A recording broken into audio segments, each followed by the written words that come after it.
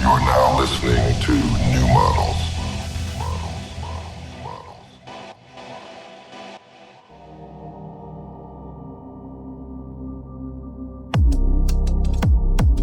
Hi, and welcome to New Models.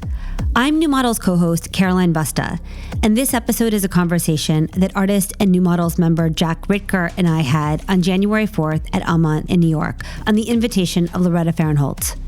Her exhibition, A Coin from Thin Air, which comprises a range of photographic, filmic, and installation-based works, is on view at Amant through February 16th. We've never published a live talk directly to New Models podcast RSS before, and in fact, did not plan on publishing this one. But Fahrenholz's work ended up being such an excellent launchpad for thinking together in novel ways about image making and art making and AI and how our conception of value has changed in turn, that we thought it would be cool to include the wider New Models community in the thread, and so ultimately decided to share the audio with all of you. Furthermore, the audience was an absolute all-star cast of interesting thinkers on this material, such that the Q&A included contributions by the likes of no less than Gideon Jacobs, Dena Yago, Joshua Citarella, Anika, Jade, Levy, and Brian Droitcour, among others.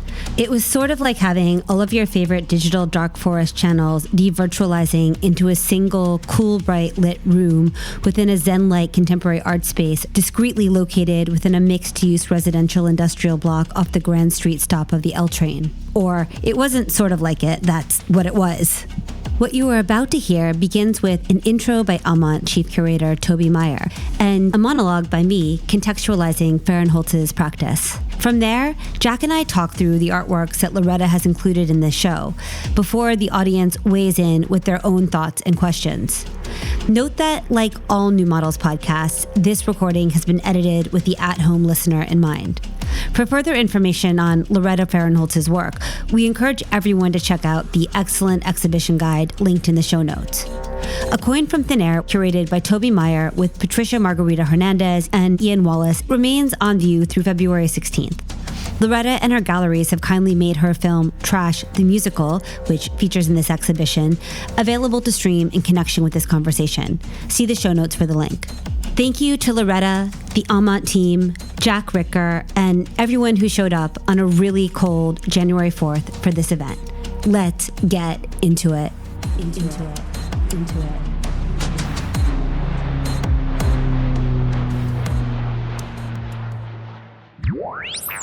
Dialogues on a Coin from Thin Air with Caroline Busta and Jak Ritger. January 4th, 2025. Amant, Brooklyn.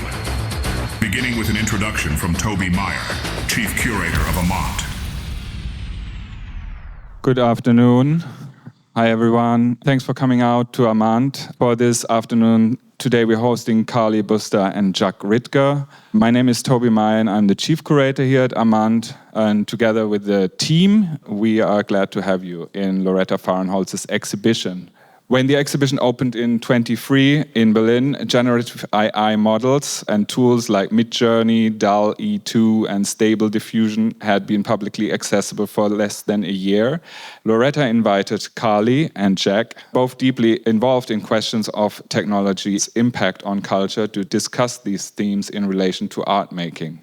Now, early 2025, more than a year and a half later, machine learning has advanced tremendously. How and what that has to do with Loretta's work, we will hear from Carly and Jak in conversation. Carly Busta co-runs the critical media channel New Models.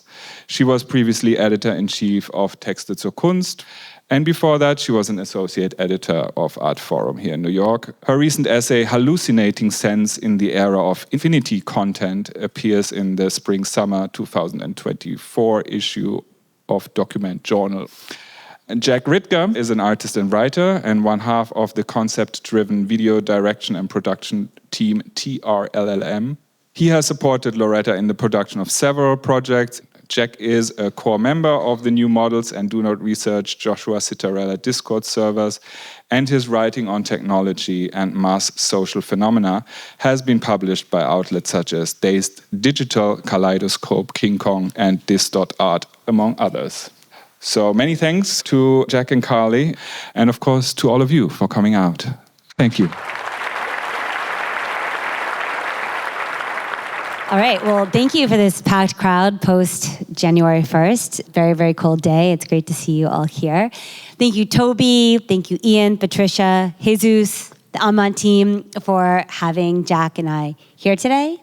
Before we get into it, Jak and I wanted to give a little bit of personal context because art doesn't happen in a vacuum, and what Jak and I read into Loretta's work is informed by how we've come to know it and each other and Loretta's relationship to the work. Importantly, Loretta's practice is one that was forged in the aughts. This was a time when, I've got to say it, linear media still organized the public sphere and the common canon of art history. It was a time when late 20th century critical frameworks of October journal scholars was still the gold standard for thinking about the social and political power of art. And yet, it was also a time when vast archives of art were being digitized and networked, and due to higher bandwidth rates, suddenly becoming more fluidly publicly accessible.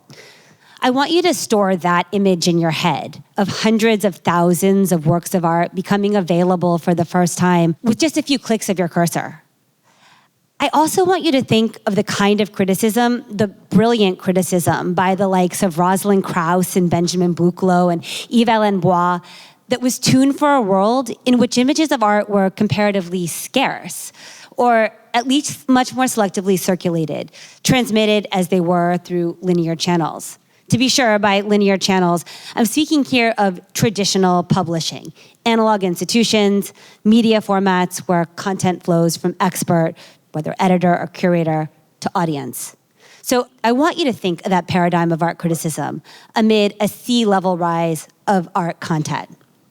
I also want you to think of Loretta being a young artist, a young German artist, newly in America, working as an assistant for the painter Jade Kutter, navigating how art is valued in New York circles, how it is socialized, how it is transmitted, how it relates to a canon and to its contemporaneous media structures. And we all know Juta's work is that famous painting that David Joslet wrote, Painting Beside Itself. He was thinking about forms of transmission and a painting as a node for an entire network. And so Loretta is arriving in New York, not even speaking English yet. And so the English that she learns, or at least the art English that she learns, is one that she would come to speak shaped by the particular path that she cut through the art world while here, as if a bespoke training data set.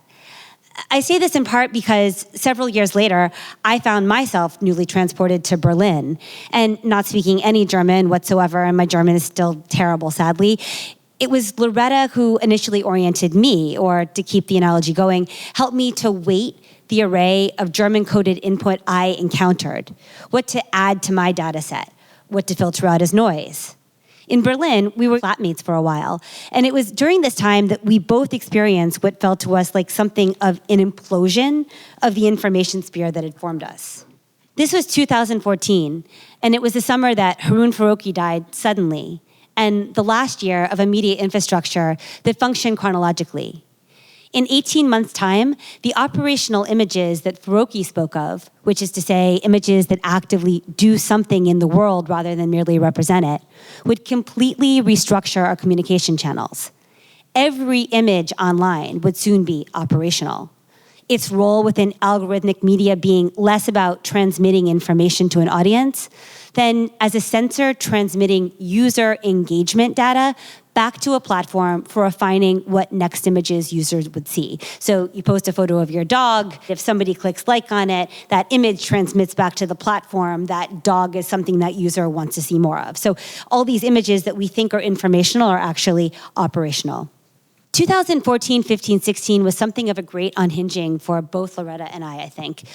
A reconciliation of, on the one hand, the art world we thought we inhabited, and on the other hand, what we were increasingly observing it to be. I remember being at Texas zur Kunst at the time and growing ever less clear on who the writing was even for anymore. Was it for artists and their networks? Or for networks of art-adjacent profiles, users that would graze each issue for fodder likely to be rewarded within the context of digital platforms. So not just images were changing in their content, but so too were text, right? I sent a draft of this intro to Loretta a few days ago to make sure that my thoughts here track with her recollection of the same. And I'll just play you a 1-minute response so that as proof that I'm not just like tripping here. Wait, whoops, sound. Hey, Carly.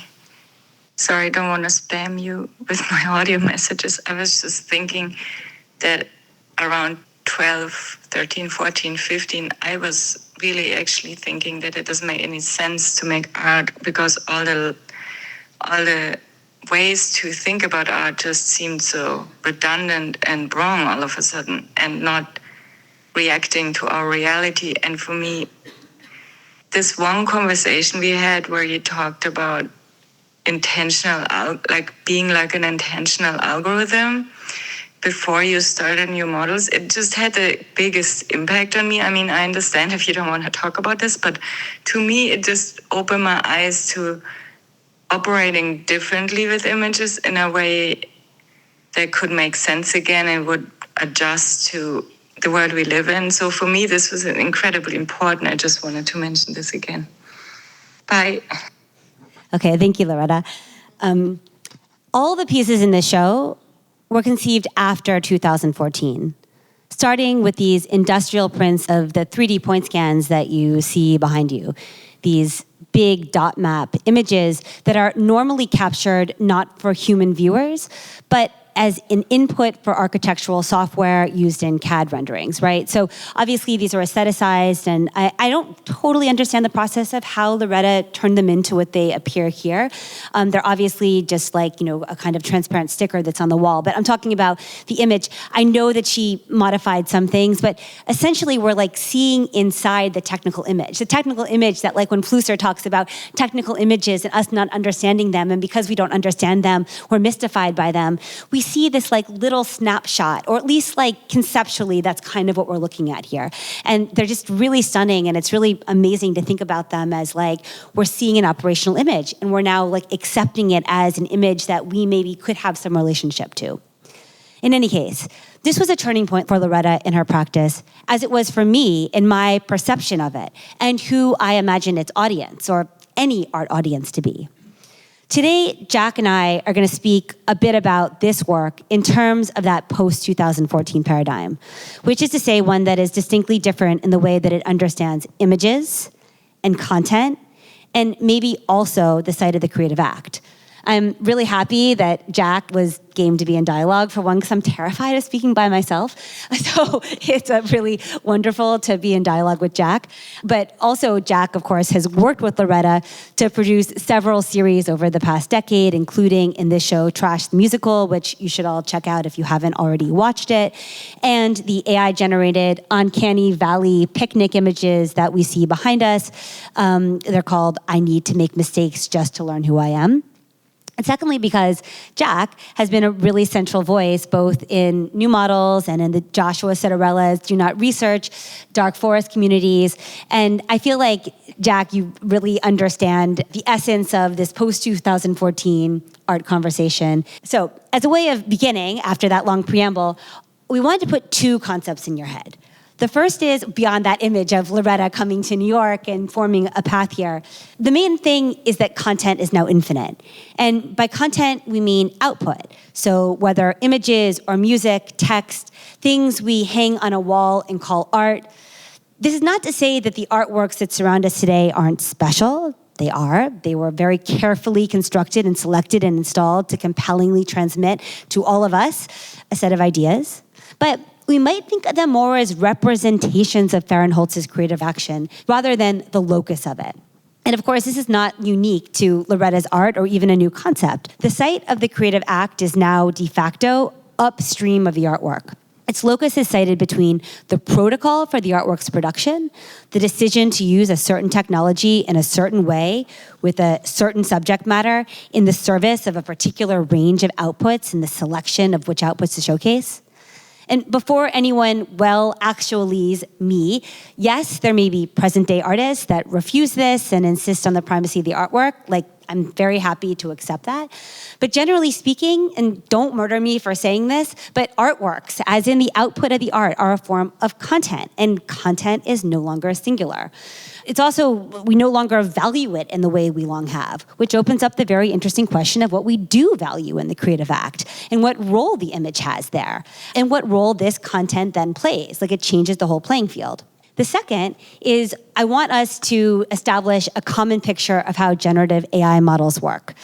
When Jak and I gave the talk at Fluentum in Berlin, it was May of 2023. AI literacy rates were probably a lot lower than they are right now. And of course, the horizon line of what AI can do is advanced significantly. Can we just get a show of hands of how many people have used a text-to-image model? Yeah, okay, so most people, that's great. Well, please humor us, but we thought it would still be worth the exercise to very simply walk through how a text-to-image generator actually works. Like, what is the metaphor that we can use in this setting so that we can then use it as a launch pad to talk about some of the other aspects of Loretta's work. So, Jak, could you tell us a little bit about how you came to make, let's just start with this series here. They're obviously AI-generated images. You made them in 2023, so it's this first publicly available tool. Would you share with us how you think about it? Sure. So this series developed out of a working relationship.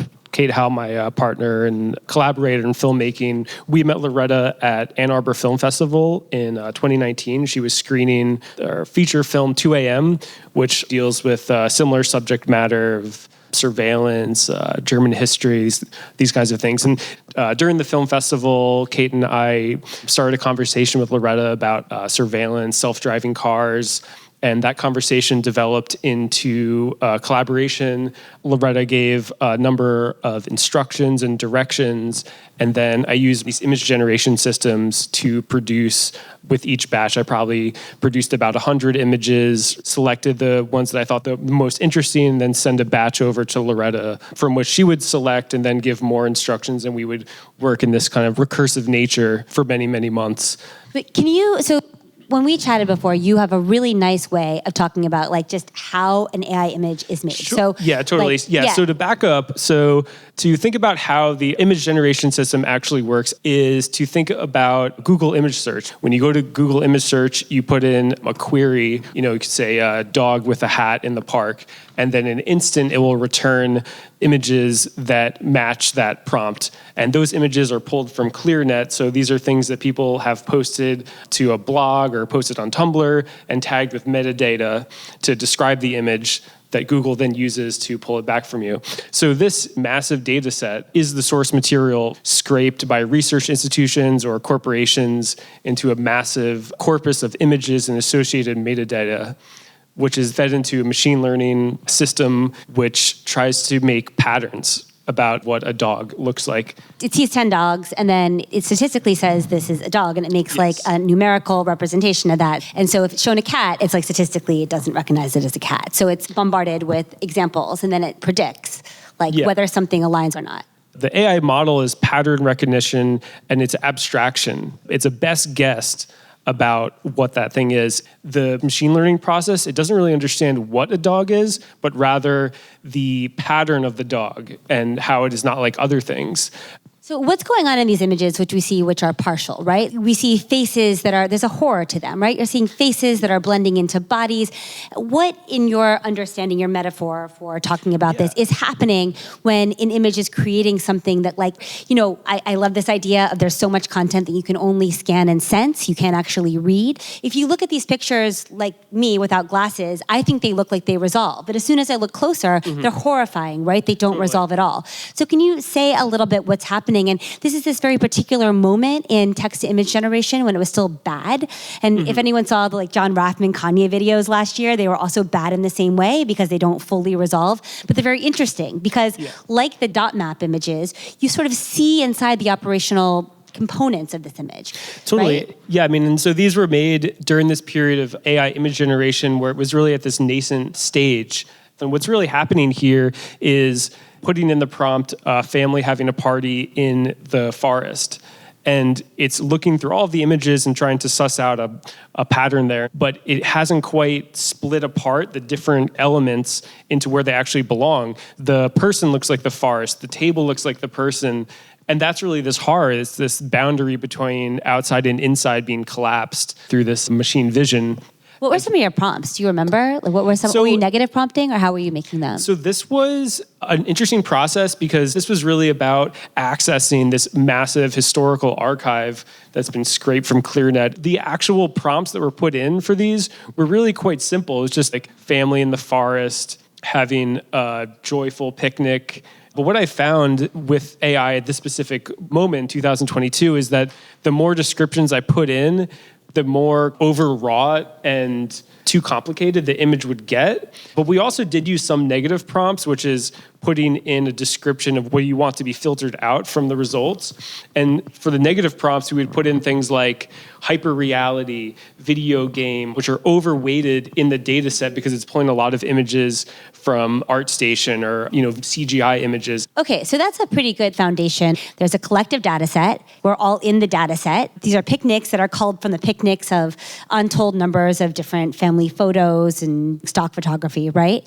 And then you're outputting various snapshots, which are like a fuzzy memory of some kind of picnic, something picnic-ness about these images. Mm-hmm. But what I'd love to do is I'd actually like to now turn our attention to the court society photos. I just want to say one more thing about these and connecting it to this idea of the infinite image. Sure. These were created for Fluentum in Berlin, which is a institution that's dedicated to time-based media.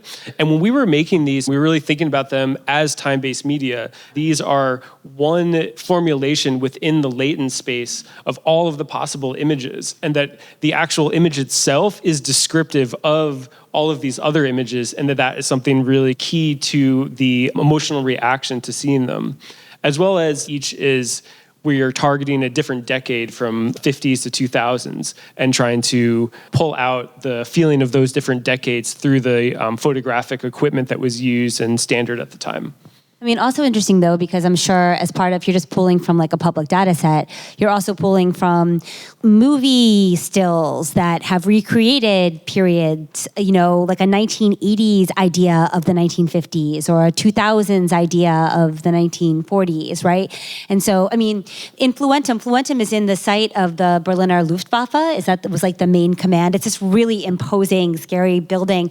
Yeah, it was built during the war by the Nazis for the Air Force, and the building itself describes this vision of overwhelming authority. But since it's been basically a vacant building for many decades since, it was often used as a film location, and it was the site of where they shot Inglourious Bastards. So I think as part of that, Loretta and you worked on a series that was recreating some images of Nazi military in those spaces, but it must have been tainted by this cinematic idea of what that time had been. And so when you're going through an archive, you're looking at real images, quote, quote, real archival images, and also other ideas of it, other stagings of it, so the data set isn't exactly pure.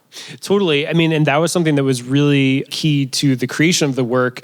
Yeah, and it also speaks to the nature of the AI system. It can't really pick apart what is a real archive photo, which is something from historical reenactment. Right. Well, maybe we can then take this idea of like what's real, what's not, what's truthfully archival, and we can apply it to the court society images, yeah? Let's do it. Okay. If any of you had a chance to look at the work before the show, you know that in the back corner, there are images of people who are cosplaying the period of Frederick the Great in late 18th century Prussian courtly society. And they are wearing these incredibly ornate outfits, and they're inhabiting a location which has historical importance. And yet there's something that feels surreal about this. I mean, these images look like they could have been created in Midjourney. And I'm thinking of Gideon Jacobs' excellent article for the LA Review of Books in November. You should all read his article if you haven't, called Trump Loy. It's so, so good, where among the points he makes is that Trump in this past election cycle was able to produce in real life images that one would imagine would be like prompted.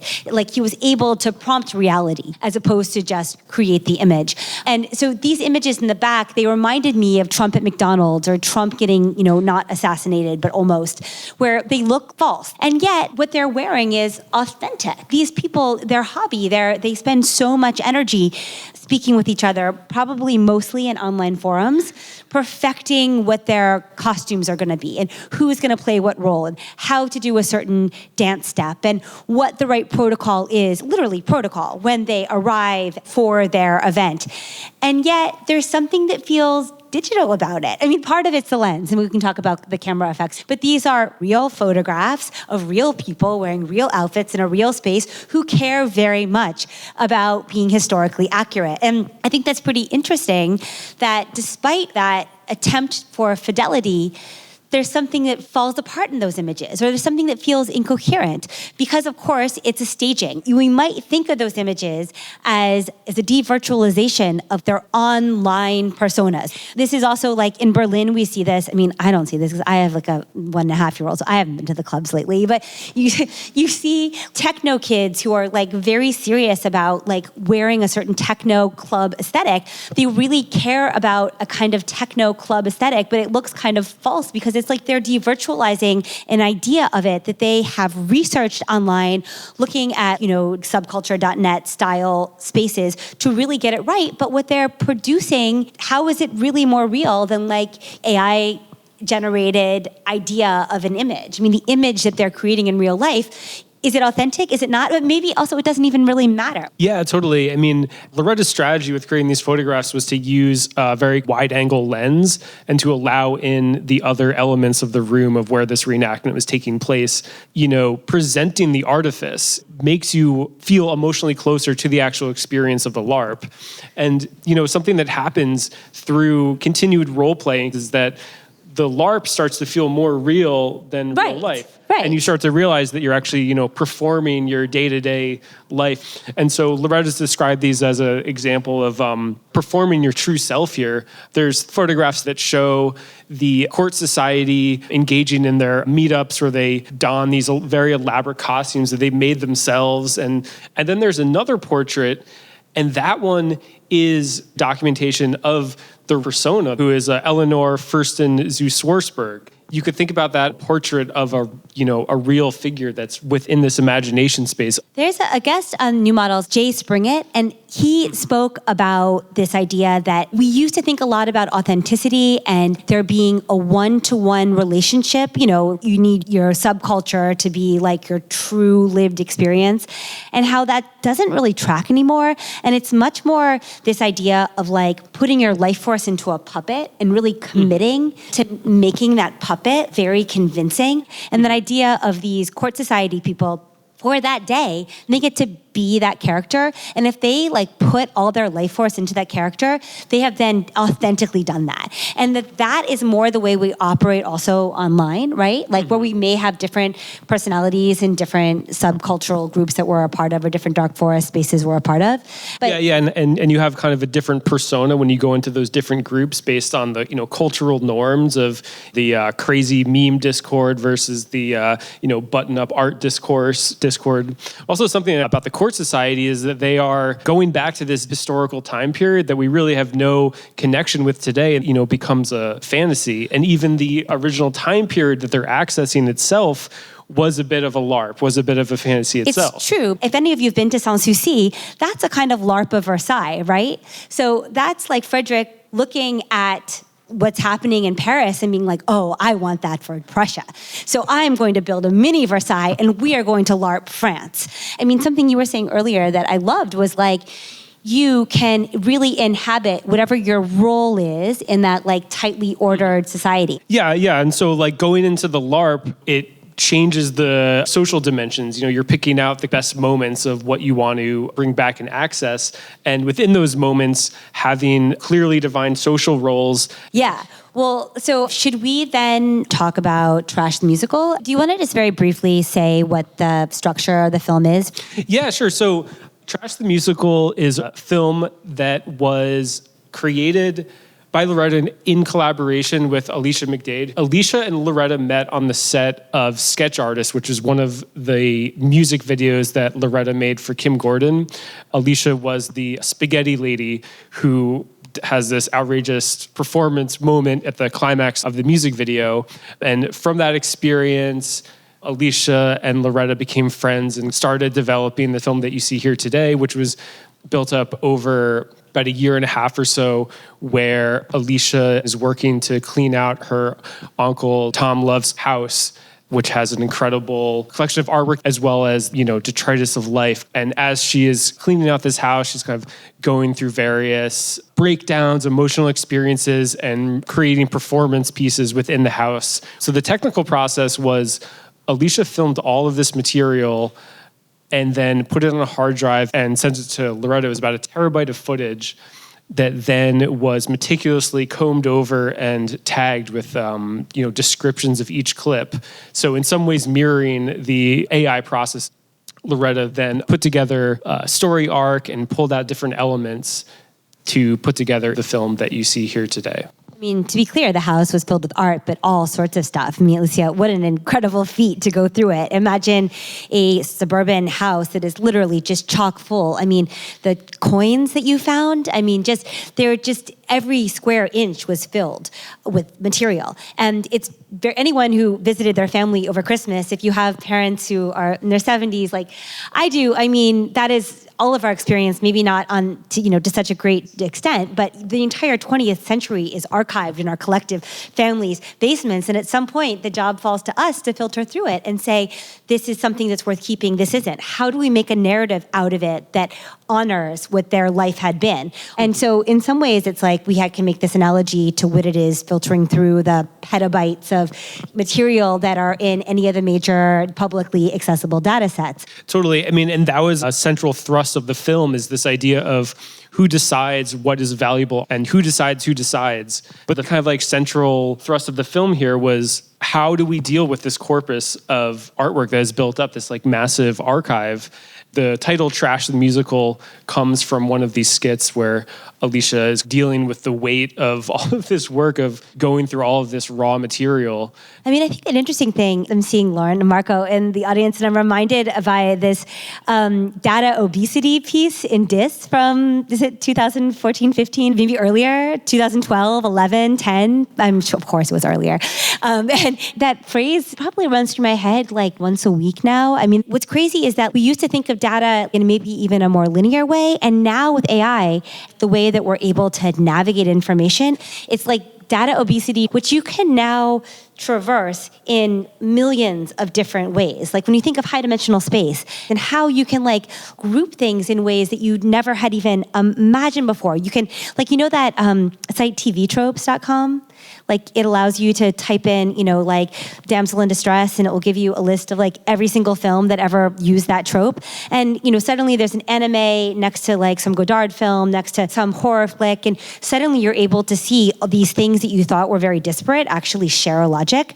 And so with this massive amount of data that we have, we now can traverse in a completely strange way. Thinking about that archaeologically just starts to blow my mind of what's also possible. Yeah, and it also is kind of, in line with our understanding of history, and that the job of the archaeologist is to try to find a, trash pile from people that lived in the past and pick through their trash from hundreds of years ago and try to discern what their lives might be like by what they threw out. And these were things that Loretta was thinking about when she made the film, and this idea of this hoarder house and how we've become these digital hoarders, and we have all of this built up digital material, and how do we deal with that exactly? Mm-hmm. I feel like we can say a word about these mushrooms and lamps, and we can see if people have questions or comments. So we have also this series of mushroom lamps that are here. They're actually part of, I guess you also helped Loretta gather these. Do you want to say a word about how So I didn't actually work on the lamps themselves, but I can speak to them a little bit. The mushroom lamps are not AI, but operate in the logic of AI.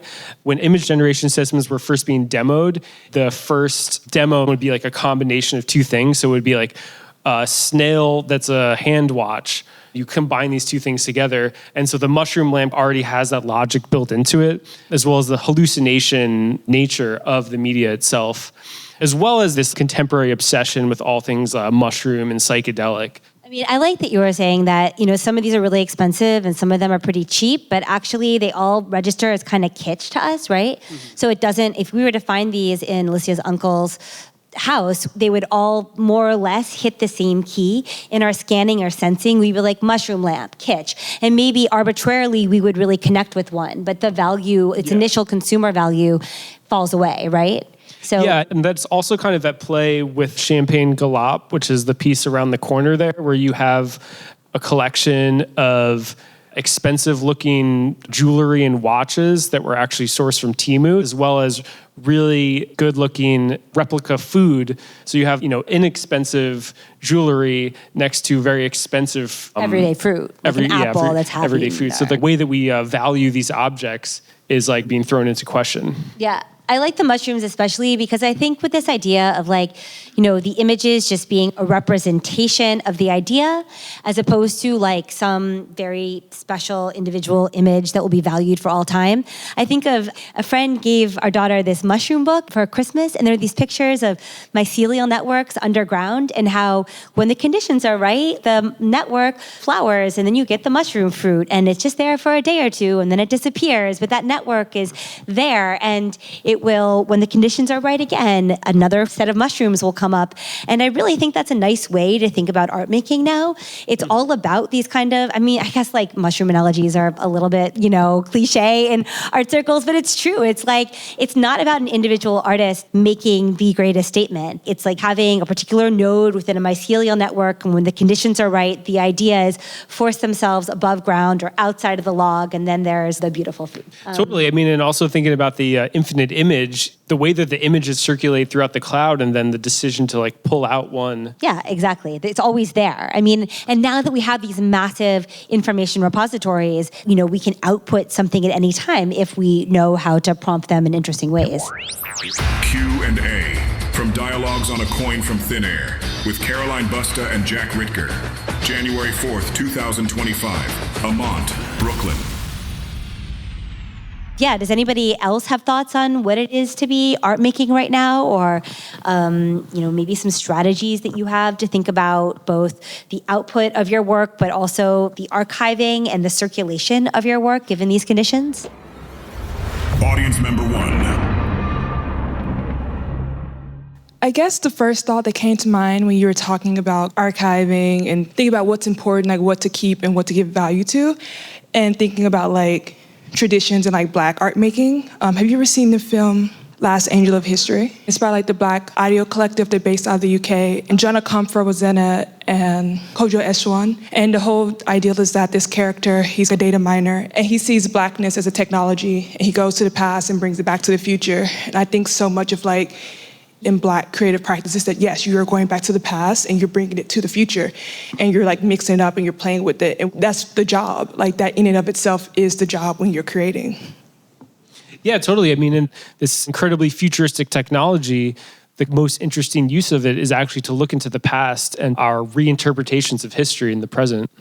There's also something ecological about it. Like, don't worry about creating the new image. Find the image that's just below the surface of what we can see, and then like find a way to transmit it bigger. That's a very nice thought. Audience member 2, Joshua Citarella. Hey, thanks. This has been awesome. I'm going to stumble my way through this because I haven't fully thought it out, but I did a class this fall at RISD, and of the materials we looked at, one was Willem Flusser's Towards a Philosophy of Photography from 1983, and the famous Guido Sterl, I'm going to forget the name of the lecture, in 2013, where she says we can post-produce reality through our images. So that represents one side of this argument, where artists have agency. In Flusser's terms, if you're very adept at the tools, you can shape reality, right, through the photographic universe. And then the contrasting argument for that was in 1984, Into the Universe of Technical Images, plus what New Models published, where you were talking about communicology. Who's from Princeton? Kevin Munger, yes, okay. So we were looking at those two polls, and what Kevin seems to argue and what Flusser says in the later text is that these tools have become circular, looped back in themselves, and there's basically no opportunity for agency, and they're just leading towards, I don't know, techno-capital singularity or who knows what. I'm curious about where both of you fall along the spectrum of like, do these tools allow for agency in which we can become political actors, or do they just lead us down this terminal downward slope towards whatever? Maybe I can take that one first. There's a lot of critical discourse going around that actually is hype. You know, these tools are piercing the deepest part of your soul, where it's like, oh, wow, that seems like a really valuable tool that I want to invest in. Cory Doctorow calls this crita-hype, criticizing but also hyping it up at the same time. That is applicable, but I also think that there is a moment where the AI image generation systems and this promise of neural media, I think that is a scary reality that we might be like inching towards, but there also is an incredible amount of resources being used to carry out that image generation or this like neural media. And it's unclear whether or not the investment to produce the resources to make that happen is going to be happening long term. So we might look back at this time period of like, wow, that was a wild time where we were able to generate any image you want, and now it's like $50 to generate a single image. I'm going to pick up on neural media. I'm really glad you asked that question, Josh. We've been talking a lot about making images or what an image's relationship might be to an idea, but we haven't been talking about the transmission of them. And I feel like the answer to your question has to do with transmission, the media that propels them through a society. And even though probably everybody in this room, you know, like thinks about the fact that like social media doesn't do the same thing that linear media did, broadcast media does. It does something like distinctly different. It's a way of getting us to react as opposed to sending information from point A to point B.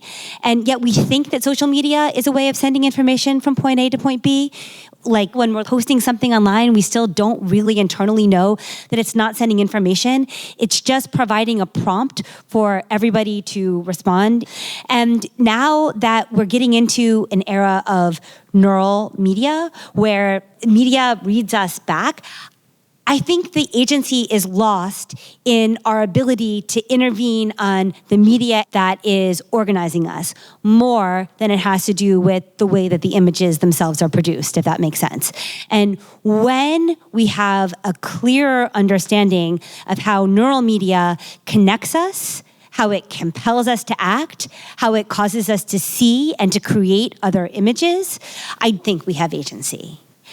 We do on a very local level, like we do as a group of people in a room or a friend group or a DM group or a dark forest space. I still think these kinds of smaller groups are important. But like generally speaking, it's kind of funny. Maybe this opens up a really wild territory.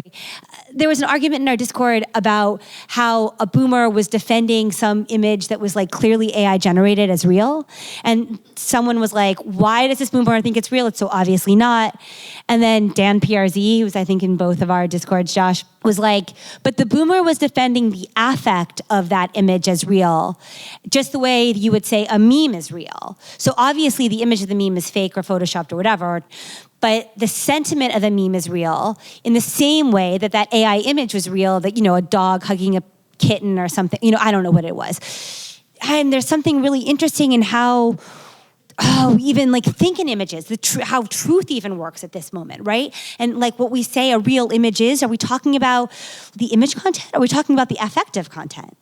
You know, and I think in politics this is really important because we are so good at subconsciously detecting something that feels fake or force memed. And we are so not inoculated, like we're so vulnerable to responding emotionally to something that hits a chord. And I think there's like, I hate saying there's danger in it because technology is always like, our way of seeing is always like pushed us into uncomfortable areas. And I think it's really interesting. But I think transmission is the space where there will be agency or agency will be foreclosed. And that's what I would say. Just to respond to that real quickly, this was something that I was feeling this week when the images of a Cybertruck being blown up in front of the Trump Hotel. I'm sure many people also had the same reaction when I first saw that image on Instagram. I was like, oh, this is just another crazy AI image that's been generated. And then, you know, finding out later, it's like, no, it's actual, like, you know, photographic image of something that actually took place. And in a political arena, it's not necessarily that we can generate images to like twist the public in a kind of like different direction. It's the awareness of the possibility to create AI images, the possibility of real documentary photographs and the impact that they might have is like being thrown into question. Audience member 3, Gideon Jacobs. Yeah, I'll go. Great, Gideon. Let's get into it. Okay. Well, first of all, the topic you just brought up brings up so much. And one way I like to think about it is sort of like it's asking the question whether it's real or not. It's like, is it big or not? What or not? Is it big or not? Is it small or not? It's like, it's conditional based on where you're asking it from generally. But yeah, so I agree. But I want to ask a question though. Jak, when you brought up working with early text to image, yep. You were talking about how the early stuff, there was like sometimes the tree would look like a person, sometimes the person would look like a tree, it'd be blendy. And I took out my phone and wrote a note to myself of just being like, well, don't we know that that's like more what reality actually looks like rather than this illusion of completely discrete, clean objects? And with Carly, I'd be curious to hear, it made me think of the fact that like, I don't know how old your child is, but she can't access age 1 anymore when probably there was like the greatest blend when her reality was like most like this level of Dolly. So my question was, her model is expiring every day. And so my question was, do you guys see these models as growing more or less accurate? I'm avoiding the word real. Do you see the models as growing with their increased sophistication, possibly less accurate or increasingly more accurate? Yeah, no, that's a great question. In these early models, everything is blending into everything else, which really is the nature of reality. It's, all molecules are kind of like coming from the same origin. And that's really the kind of sublime horror. It's an accurate depiction of the way things are.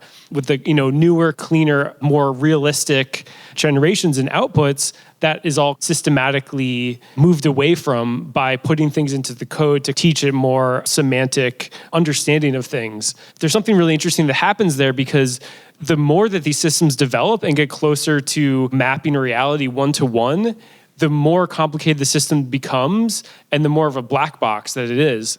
I made this piece earlier in the summer at Fall River Museum of Contemporary Art called The Realism Continuum, and I was mapping abstraction versus representation over history and the introduction of different photographic technology.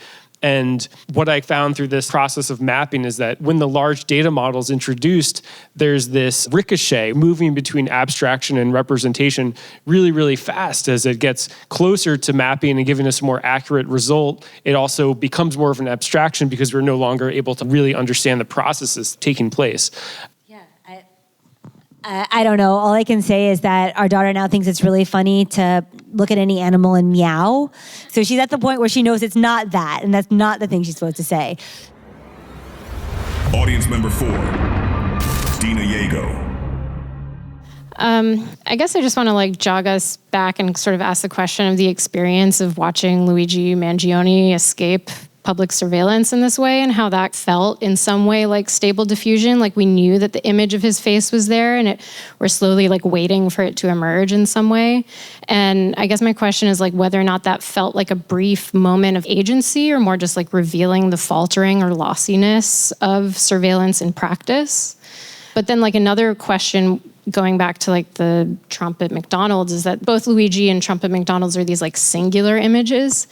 And I was watching Gladiator 2 at this mall in Boise, Idaho, and just realizing how awful all of the collective motion scenes were and how inaccurate those felt, and wondering if there's this moment of faltering and how we're imaging singular individuals versus collective individuals with AI.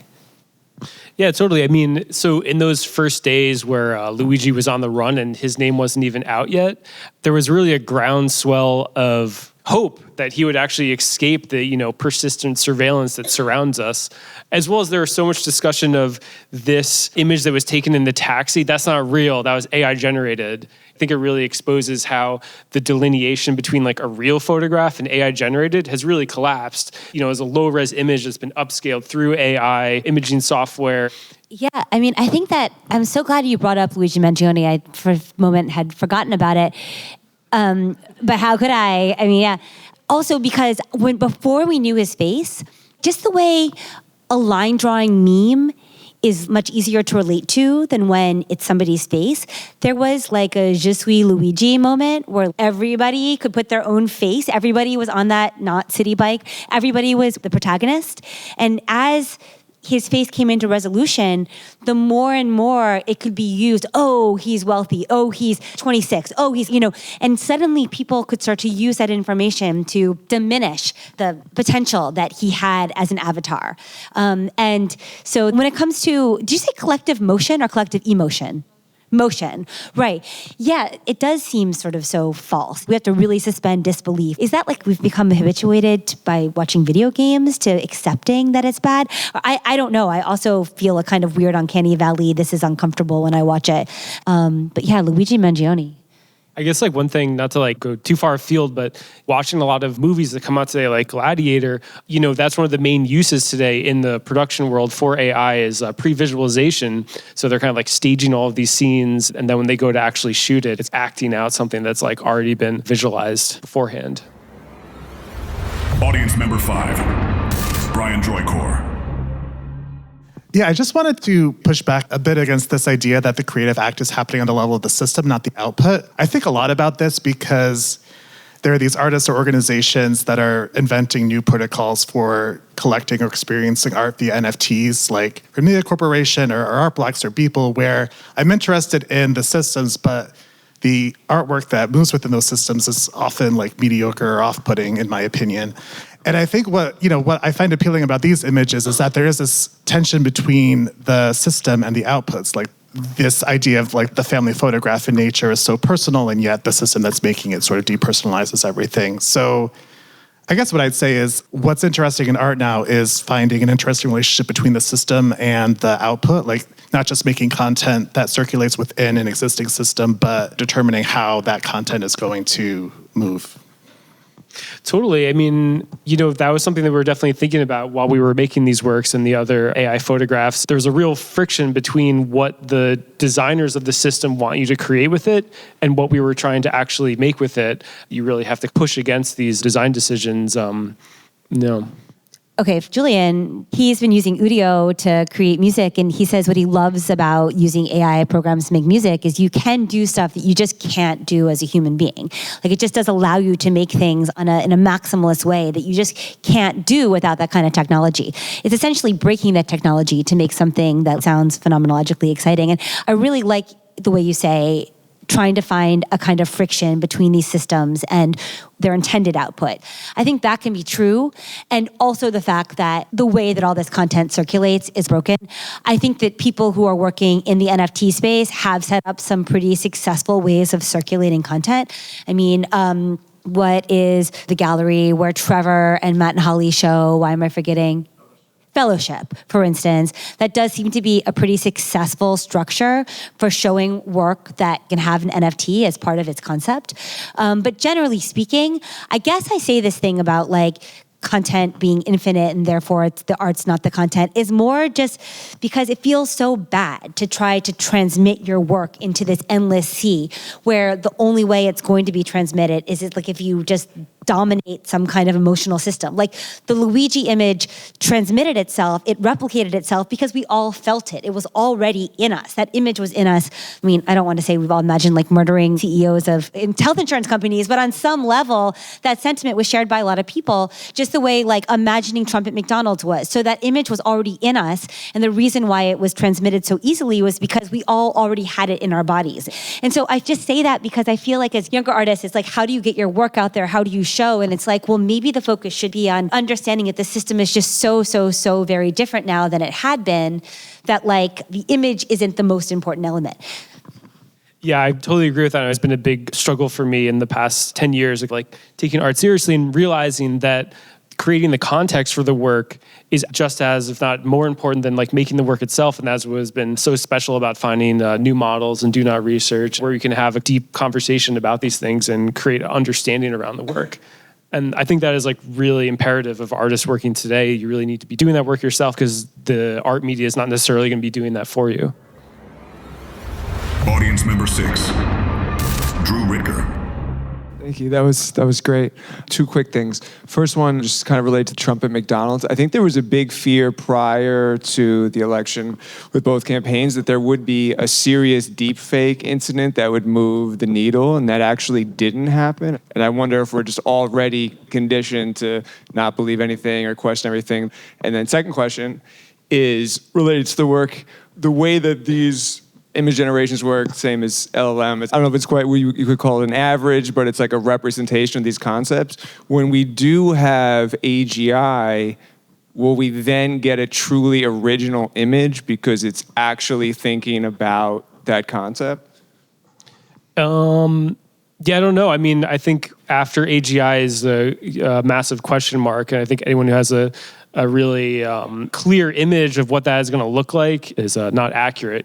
But yeah, I mean, the originality is really interesting in relation to the other work in the show dealing with value and artifice, and that, AI images are created with a highly advanced experimental technology. It's incredibly expensive to produce, and then they have a lower rung on the hierarchy of images versus like an oil painting, which is like an incredibly old image technology. What do you think is going to happen after AGI, Carly? I don't know. I'm moving to the beach. I don't know. Hopefully, it will do my taxes for me. I don't know. Audience member 7, Peter Fend. Just a very naive question. I once submitted a scientific paper to an organization, and they said, we're going to do some AI in what you wrote. It was in the show we had at same Fall River. My abstract for a scientific conference was what I thought and said and believed and felt in my body, and they changed it. And I'm wondering, is there any way to really rebel against this? Is that possible? Yeah, I mean, rebellion is always possible. People are experimenting with poisoning the data set. And, but yeah, I mean, I think with writing, I think we're really learning that the proliferation of these AI systems is causing a reduction of the quality of writing, and that it's not that necessarily the technology is going to get better so it can emulate good writing, but our expectations are going to be like lowered. But at the same time, your original writing becomes more valuable because everything else becomes this kind of like mediocre situation.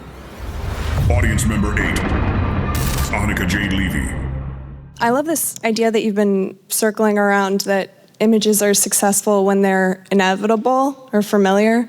But I want to ask actually about something that Gideon brought up on new models, about how having more cameras than people in the world will alter the texture of reality. And sorry if this is kind of like an existential question, maybe too big for the end, but I'm curious like what you think it is about this notion of dissolving margins or dissolving boundaries or things melting into each other, like why that's so horrifying to us and what that says about reality right now. Wow. Well, I'll give my short one and then I'll let you end. I think, first of all, the 20th century was very much about borders and systems that could be easily tagged and that had clear limits. And there's a bit of a mourning of the systems that have organized us, that have, allowed us to understand what's valuable and what's not. So I think there's a fear of that. But I think, also existentially, we've also been told under neoliberalism that us as individual units are incredibly important and that the value is centered in our identities. And as soon as we I keep seeing Lauren's face, so now I'm just thinking of like Telfar, not for you, for everyone. That's the future. It's not for you, it's for everyone. And we have to be comfortable with it. And I love the way that phrase turns the knife a little bit and puts us in our place. I think that there is a fear because for most of modernity, we've been told that if you're an artist, you're an individual genius. If you're a pop singer, you're individually a pop singer. One of my favorite Jillian quotes is that Beyonce is an entire floor in Manhattan. And, she's an incredible singer, but we are collective by nature and there is a real letting go that has to happen. Of course, if Gideon were answering this, he'd probably have something more spiritual and religious to say, because I know you're also scholar of early Judeo-Christian scriptures, but the individual is a bit of a lie. But it's not a state that we've been comfortable inhabiting since at least maybe in medieval times. Anyway, I'll leave it on that, but Jak? Totally. I mean, I would agree with all those things. And, I think the most interesting art practices and the most interesting art being made today is collective. And it's about dissolving those boundaries. And the horror and the sublime quality of dissolving those boundaries is the separation of life and death, and decay as the architect of that boundary.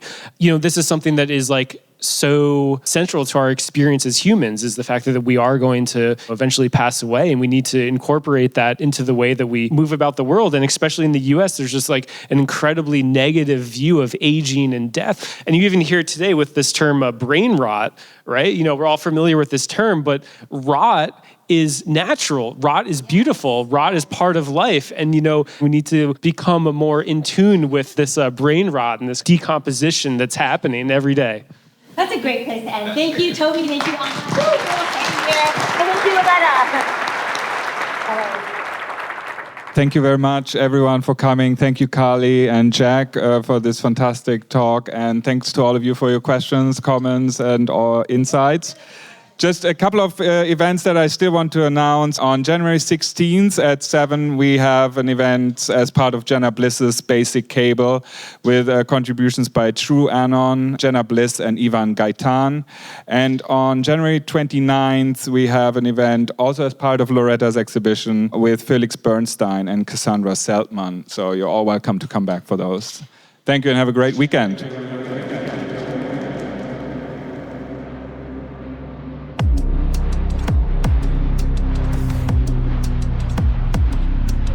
Thank you for listening to this conversation with Jak Ritger at Amant on the occasion of Loretta Fahrenholz's exhibition, A Coin from Thin Air.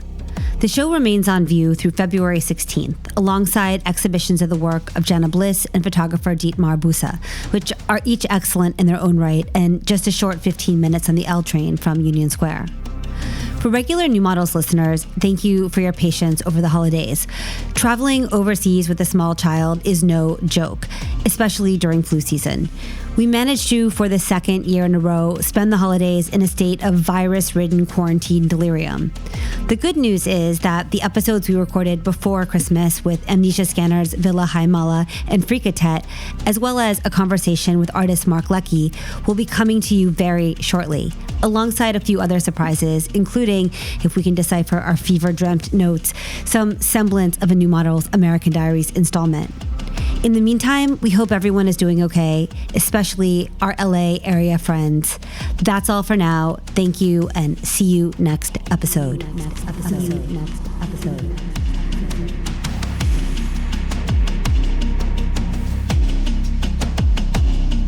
This has been a New Models production, edited and mixed by Lil Internet, with music prompted by the Bootcut Boys.